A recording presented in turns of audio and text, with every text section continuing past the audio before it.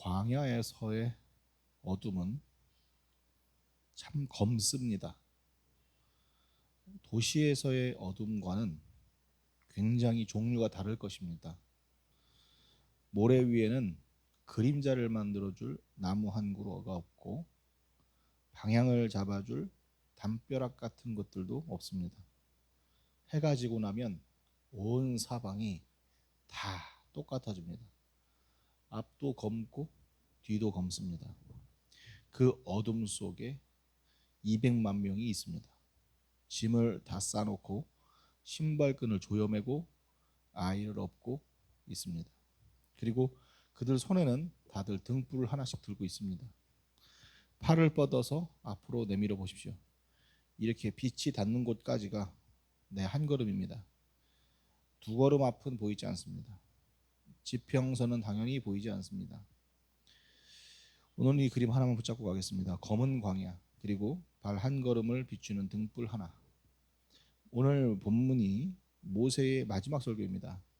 40째 11달째 달 첫째 날 요단강 건너편의 모압 땅 모세는 이 강을 건너지를 못합니다. 40년을 끌고 왔던 이 사람들이 강을 건너가는 것을 그는 지켜만 보고 죽을 사람입니다. 앞에 앉아 있는 사람들은 애굽을 모릅니다. 그리고 홍해도 보지 못했습니다. 광야에서 태어나서 광야에서 자란 그런 다른 세대입니다. 이 사람들에게 남겨줄 시간이 이제 얼마 없습니다. 그런 사람이 입을 열었는데 첫 마디가 참 이상해요. 이게 축복도 아니고요, 훈계 같은 것도 아닙니다. 그냥 지리 정보를 얘기하고 있습니다. 호렙산에서 세일산을 지나 가데스바냐에까지 10하루길이었더라. 40째 해 11째 달 그 달 첫째 날에 모세가 이스라엘 자손에게 여호와께서 그들을 위하여 자기에게 주신 명령을 다 일렀으나 한 절 안에 10하루가 있고 그 다음 절에는 40째 해가 나옵니다. 이 두 문장은 나란히 놓여 있으면 안 되는 본문입니다. 10하루짜리 길에 40년이 걸렸다라는 말이니까 모순이잖아요. 왜 유언 첫 번째 자리에 이 말을 넣었을까? 이 질문을 한번 생각해 보겠습니다. 그리고 질문을 하나 같이 들고 가면 좋겠는데, 여러분의 지금 발 앞은 밝까요? 밝다면 그 자리를 디디셨습니까?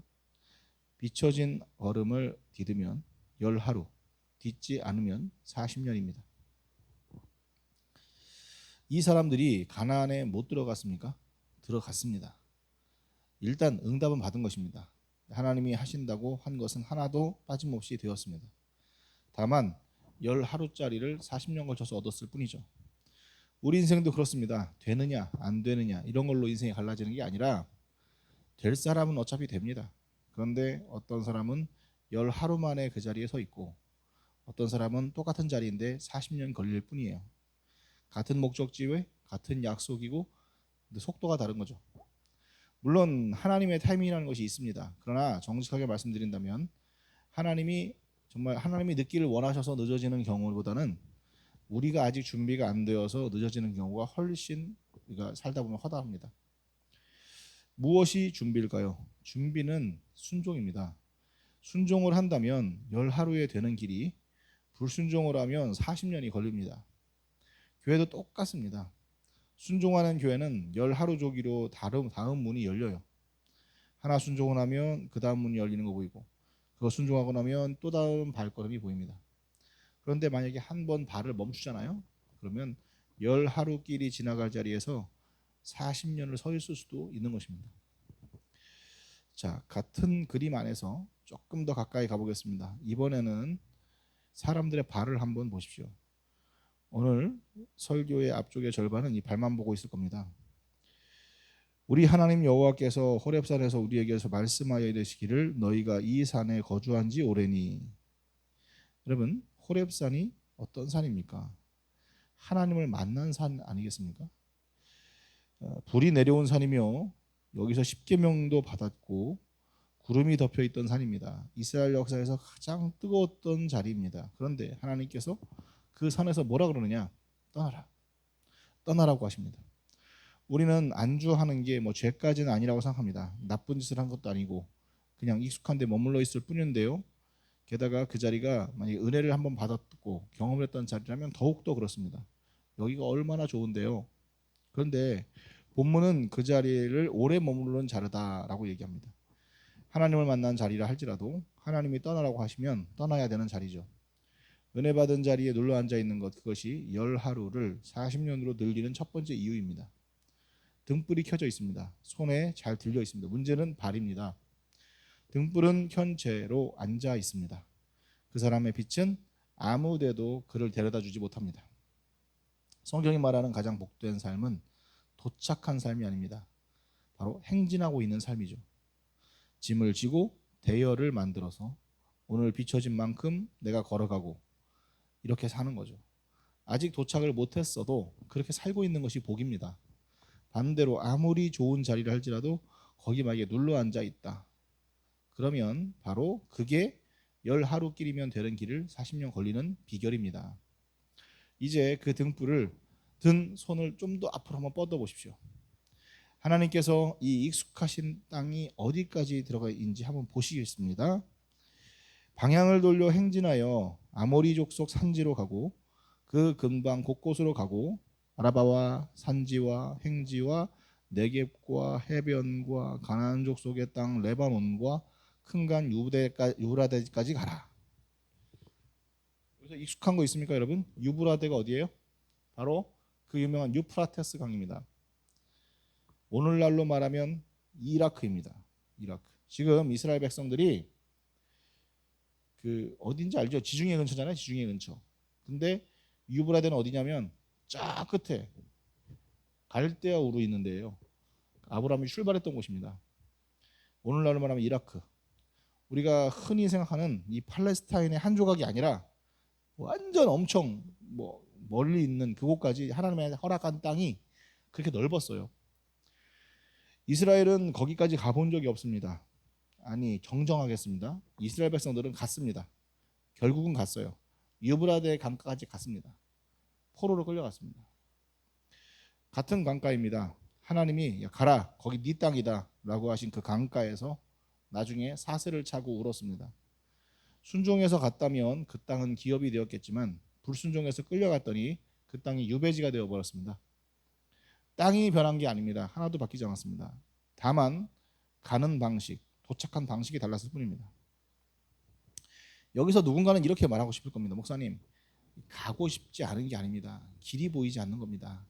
맞습니다. 광야에는 길이라는 게 없죠. 여러분, 사막에 무슨 길이 있습니까? 어제 누군가 만약에 걸어서 거기를 지나갔다 할지라도 길이 되지 못하는 게 자꾸 발자국이 생겼어도 밤새 바람 한번 불면 아침에는 다시 원점이거든요.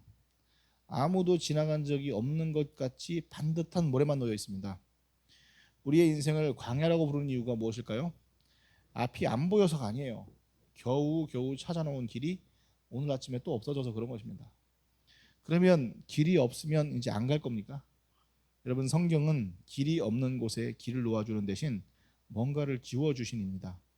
시편 119편 말씀의 장이라고 부르는 그 시편의 한복판에 이렇게 적혀 있습니다. 주의 말씀은 내 발의 등이요 내 길의 빛이니이다. 발의 등입니다. 발의 등. 이 등이 저 높이 걸려가지고 전체를 비추는 그런 조명이 아닙니다. 헤드라이트가 아니에요. 내 발을 비추기 위한 용도입니다. 지도를 펴주신 게 아니라 그 등불을 내 손에 쥐어주신 거예요. 그래서 하나님은 인생 전체를 보여주시는 것이 아닙니다. 여러분들의 10년 뒤 하나님이 안 보여주십니다. 딱 한 걸음 내딜 만큼 그 정도만 밝혀주십니다. 그리고 내가 보이는 그 한 걸음을 딛고 나면 등불이 같이 움직이기 때문에 이번에는 그 다음 한 발자국 앞이 또 밝아집니다. 그러면 그 빛은 어디서 오는 것입니까? 예수께서 이르시되 내가 곧 길이요 진리요 생명이니 나로 말미암지 않고는 아버지께로 올 자가 없느니라. 손에 든 것은 말씀이고 발밑에 있는 것은 예수님입니다. 예수님 말씀이 되시니까 결국 같은 분이죠. 등불도 그분이고 땅을 밟고 서 있는 땅도 그분입니다. 그러니 이제 남는 건 하나, 비춰졌느냐 안 비춰졌느냐. 안 비춰졌다면 서 있어도 됩니다. 그것은 불순종이 아닙니다. 그건 기다림입니다. 그런데 비춰졌는데도 안 가는 거, 그것은 이름이 달라요. 그것은 불순종입니다. 나중에 이 사람들이 요단을 건너고 여리고성을 문에 내립니다. 그 작전이 누구의 머리에서 나왔습니까? 하루에 한 바퀴씩 엿새를 돌고 일회째는 7바퀴를 도는 다음 소리를 질러라. 이 계획이 어느 참모가 짠 계획입니까? 아무도 안 짰습니다. 그냥 말씀이 시켜서 한 겁니다. 우리가 무너뜨리는 그 성벽 중에 우리의 머리에서 나온 성벽이 하나도 없습니다. 8절이 그래서 이렇게 끝납니다. 내가 너희의 조상 아브라함과 이삭과 야곱에게 맹세하여 그들과 그들의 후손에게 주리라 한 땅이 너희 앞에 있으니 들어가서 그 땅을 차지할지니라. 들어가서 차지하라. 요한복음의 언어로 옮기면 열매를 맺으라 이런 뜻입니다. 결과가 나오게 만들어라. 그러니 열매가 없을 때 우리는 어디부터 점검해야 됩니까? 등불이 꺼졌는지를 점검할 게 아니라, 여러분, 등불은 꺼지지 않아요. 점검할 것은 발입니다. 발. 마지막으로 비춰진 자리가 어디였고 나는 그 자리를 디뎠는가. 그래서 우리가 기도부터 드려야 합니다. 말씀이 제 광야의 인생의 길이 되게 하여 주옵소서. 10년을 뒤를 보면서 보여달라고 하는 것이 아니라 오늘 한 걸음만 비춰 주시옵소서. 이렇게 기도하고 나면 그 다음부터 남는 일은 하나입니다. 바로 걸어가는 것이죠.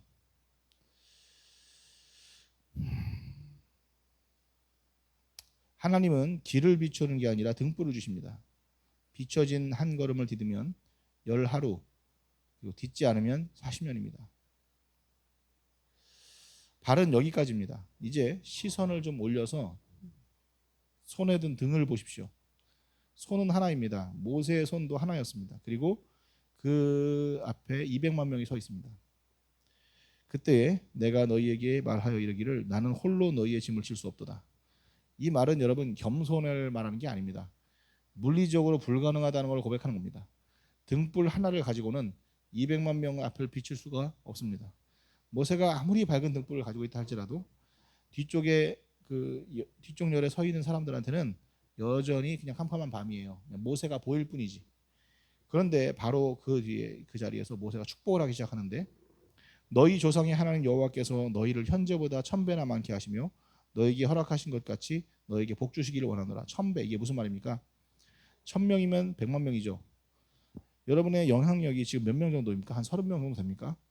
그러면 3만 명의 몫이 된다는 것이죠. 30만 명의 영향력이 3억 300만 원의 영향력 정도 가지고 있으면 3억 정도의 영향력이 된다는 거죠. 그 1000배라는 게 어떻게 일어납니까? 모세가 등불을 1000배로 밝게 만들어서가 아니라 불을 나눠 붙였기 때문입니다. 등불은 참 이상한 물건이에요. 옆 사람의 심지에 불을 옮겨 붙여도 내 불이 줄어들지는 않습니다. 하나가 열이 되고 열이 백이 되고 그 불은 그대로 있죠. 사람을 세운다는 건 그런 것입니다. 내 걸 떼어주는 게 아니라 옮겨 붙이는 것입니다. 성도가 모이면 강해진다라고 하는 말이 이 머릿수에서 나온 이야기가 아닙니다. 100명이 모여도요, 등불이 하나밖에 없으면 그 방은 여전히 어둡겠죠. 100개의 심지에 불을 옮겨 붙였을 때 그때 비로소 엄청 밝아지는 것입니다. 그래서 모세는 이제 사람을 세우는 일을 합니다. 그러면 이걸 또 아무 손에나 쥐어주겠어요? 본문이 참 조건을 달고 있는데요. 너희의 각 지파에서 지혜와 지식이 있는 인정받는 자를 택하라. 내가 그들을 세워 너희의 수령을 삼으리라 한지라. 두 가지입니다. 조건이 그 사람을 세우는 조건이 지혜와 지식, 그리고 인정받는 거. 지혜와 지식은 뭐겠어요? 이건 실력이죠, 실력. 인정받는 것은 성품입니다. 사람을 세운다고 하는 것은 사람이 일을 할 수 있도록 만들어 주신다는 것입니다. 기쁜 마음으로 일하게 하고 은사를 마음껏 쓰게 하고 없던 은사도 생기게 하고 밖에서 겉돌던 사람이 안으로 들어오게 하는 것입니다. 그런데 잘못 세우면 정반대가 돼요. 그 사람 밑에서 일하던 사람이 손을 놓습니다. 세워지던 사람이 그 사람 때문에 넘어집니다. 왜 그렇습니까? 등불을 잘못 쓰기 때문입니다. 성품이 안 된 사람들은요, 그 등불을 가지고 남의 눈을 찌릅니다. 시기와 질투가 많은 사람, 교회에서 맡은 자리를 권력으로 아는 사람, 자기 뜻에 맞으면 세워주고 안 맞으면 넘어뜨려주는 사람, 그 손에 들린 등불은 길을 밝히는 용도가 아니라 무기로 쓰입니다. 이건 정말 무서운 일입니다. 실력이 없는 사람은 어떻습니까? 등불을 들고 길 한복판에 서 있습니다. 자기가 어디로 가야 될지 모르니까 멈춰 서 있고, 멈춰선 사람 뒤로 200명 이런 사람들이 함께 멈춥니다. 아기가 없어도 그 사람은 길을 막는 존재입니다. 교회 안에 이런 일이 있을 수 있습니다. 목사님들이 나이가 들면 되게 부목사님들이 설교를 더 잘하죠. 그러면 담임 목사님이 잠이 안 온대요, 밤에. 그때 할 일은 여러분 두 가지 중 하나입니다. 같은 것으로 경쟁하지 말고 더 엎드려서 영적인 파워로서 승부를 하든지 아니면 내려와서 다른 자리를 맡든지. 그러지 않으면 어떻게 됩니까? 젊어서 그렇게 잘 쓰임 받았던 사람이 나이가 들어서 길 한복판에 서서 돌덩어리가 되어서 뒷사람을 지나가지 못하게 막게 됩니다. 교회는 사업체도 아니며 정당도 아닙니다. 문을 열고 교회 안에 들어오는 순간 여기는 다른 원리로 움직이는 곳입니다. 하나님의 말씀의 원리로 뛰어야 할 자리에서 세상의 원리가 통하게 만들어서는 안 됩니다. 그 사람 옆에 가면 실력 있는 사람은 다 죽고 자기만 살아남아 있다. 그렇다면 그것은 등불을 나눠 붙인 것이 아니라 주변에 있는 불을 꺼버린 것입니다. 물론 사람은 기다려줘야 됩니다. 지금 손이 막 떨린다고 영영 못 도는 게 아닙니다. 못 드는 게 아니에요. 일꾼이 되기까지 기다려주는 것, 그것도 바로 세워줌의 절반이 정도 됩니다. 그렇게 해서 일꾼이 하나가 제대로 서게 되면 뭐 그만한 목도 없는 것이죠. 이 그림에서 시선을 조금만 뒤로 한번 옮겨보겠습니다. 대열 맨 뒤에 아직 등불이 없는 사람도 있습니다. 교회에 여러분 실패한 사람들이 찾아옵니다. 무너진 째로 와요. 그 사람들이 실패한 모습 그대로 여기서도 실패하게 두어서는 안 되죠. 처음 온 사람은 아무것도 모릅니다. 예배 순서도 모르고 어디 앉을지도 모르고 헌금을 어느 시간 하는지도 모르고. 그러면 설명해주고 데려가면 되는데 화를 내는 사람이 있어요. 정죄하고 비판하고 눈치 주고. 자기는 100번을 듣고서야 알았습니다. 그런데 3번만 설명해주면 알 사람한테 그러고 있는 겁니다. 괴팍하면 일꾼이 될 수 없습니다. 친절해야 합니다. 인상이 나빠도 안 되고 사람마다 부딪혀도 안 됩니다. 교회가 커질수록 성품이 안 되면 반드시 충돌이 일어납니다. 분노라는 게 특히 그렇습니다. 화를 한번 낼 때마다 근처에 있던 등불 몇 개가 함께 훅훅 꺼져버립니다. 그렇게 자기의 인생의 절반을 태워 먹습니다. 우리는 그리스도 안에 있는 사람들로서 그렇게 살아서는 안 됩니다. 이제 오늘 가장 중요한 자리로 돌아가겠습니다. 세워진 사람들이 무엇을 하고 있는지 읽어드리겠습니다. 내가 그때에 너희의 재판장들에게 명하여 이르기를 너희가 너희의 형제 중에서 송사를 드릴 때에 쌍방간에 공정히 판결할 것이며 그들 중에 있는 타국인에게도 그리할 것이라. 재판은 하나님께 속한 것인즉 너희는 재판할 때 외모를 보지 말고 귀천을 차별이 없이 듣고 사람의 낯을 두려워하지 말 것이며. 율법의 정신은 한 줄로 요약됩니다. 억울한 자가 없게 하라, 가난한 자가 없게 하라. 성품이 나쁜 사람 주변에는 반드시 어떤 일이 벌어지냐, 억울한 사람들이 막 늘어납니다. 그래서 공정해야만 합니다. 그런데 공정은 마음만으로는 되지 않고 실력이 없다면 공정할 수 없습니다. 사실관계를 자기가 판단을 제대로 못하는데 어떻게 공정할 수가 있겠어요? 성품이 모자란다고 해도 역시 공정할 수 없습니다. 왜냐하면 낯을 보게 되니까요. 그런데 여기서 정말 중요한 한마디가 있습니다. 외모를 보지 말라. 히브리어로는 얼굴을 알아보지 말라는 뜻입니다. 등불은 사람의 얼굴을 들이대는 것이 아닙니다. 얼굴에 비추면 누가 누군지 다 보입니다. 저 사람은 헌금을 많이 하는 사람이고 저 사람은 나를 힘들게 했던 사람이고 저 사람은 아무 힘도 없는 사람이라는 게 다 보입니다. 그렇게 보이는 순간 이미 판결은 기울어지게 돼 있습니다. 여러분과 저에게 뒤어진 이 등불은 사람의 얼굴을 비추라고 주신 것이 아니라 발을 비추라고 보내주신 것입니다. 내 발을 비추라고. 그래서 신약에서도 7사람을 세울 때 첫 조건이 성품이었습니다. 그리고 기도와 훈련이 뒤따라 붙었죠. 좋은 손을 고르는 것으로만 끝나는 것이 아니라 그 손을 계속 다듬는 일이 남아있다는 것입니다. 각자 한 가지만 점검하고 돌아가셨으면 좋겠어요. 내 주변에 사람들이 몰려들고 있습니까? 떠나고 있습니까? 이것은 인기 조사를 하자는 게 아니라 내 등불이 사람들의 발을 비춰주고 있는지 아니면 얼굴을 찌르고 있는지를 알아보는 가장 정직한 방법입니다. 하나님 나라에서 내가 장애물로 되어서는 안 되겠죠. 지혜와 지식의 영이신 성령님을 힘입어 자라나가야 합니다. 그릇이 되면 하나님께서 1000부장을 세워주십니다. 혹은 100부장으로 세워주십니다. 아직 안 되면 50부장을 세워주실 것이고 조장이라도 세워주시겠습니다. 그것도 충분히 귀한 자리입니다. 정말 비참한 일이라고 하는 것은 낮은 자리에 서는 것이 아니라 자기의 손보다 큰 등불을 드는 것입니다. 막 팔이 부들부들 떨리기 시작하면 내 발 앞만 흔들리는 게 아닙니다. 나를 따라오고 있는 내가 100부장이면 100명의 발 앞이 같이 흔들리는 거예요. 여러분 복 때문에 넘어지는 일이 그렇게 일어납니다. 나는 처음으로 다시 돌아가겠습니다. 열 하루 길을 40년에 걸어간 사람들이 있습니다. 그들이 게을렀던 것이 아니라 40년 동안 쉬지 않고 움직였거든요. 다만 비춰진 자리를 딛지 않고 자기 눈에 보이는 자리를 딛었을 뿐이에요. 여러분, 순종보다 빠른 길은 없습니다. 그렇다고 그때도 없었고 지금도 없었습니다. 광야는 지금도 검어요. 지금도 지도는 여전히 없고, 지금 여러분이 비춰진 그 발앞은, 그 발앞이 지금 비춰져 있는데 딛고 있습니까? 여러분의 손의 등불은 몇 개의 심지로 옮겨갔습니까? 손에 등불이 하나 있습니다. 여러분, 비춰진 데까지 걸어가십시오. 그리고 그 불을 옆 사람의 심지에 옮겨 붙이십시오. 비춰진 그 한 걸음을 디딘다면 열 하루 길, 그러나 딛지 않고 머뭇거리고 있으면 40년 길입니다. 기도하겠습니다.